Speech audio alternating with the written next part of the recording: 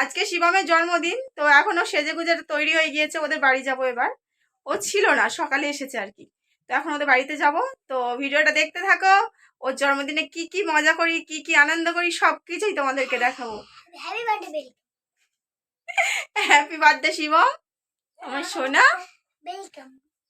Welcome না, কি বলছিস তুই?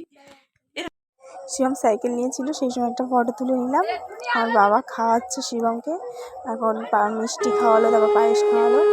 আর আমার ঠাম্মা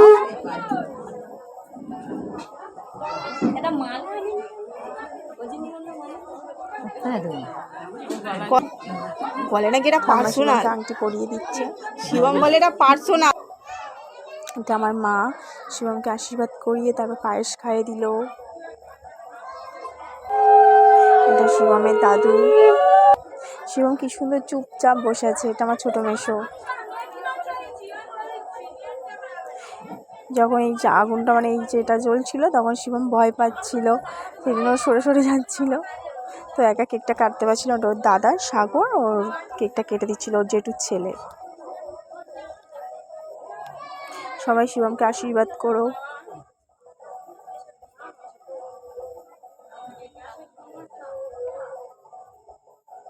এটা শিবমের বাবা আর মা। আমরা সবাই একটু ফটো তুলে নিচ্ছিলাম। ফ্রেন্ডস, শিবমের জন্মদিনে কেক কাটা হয়ে গিয়েছে।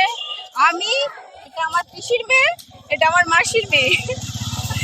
দেখো, এটা সম্পূর্ণ, এটা কি পারো, ভুলে গিয়েছি নামটা।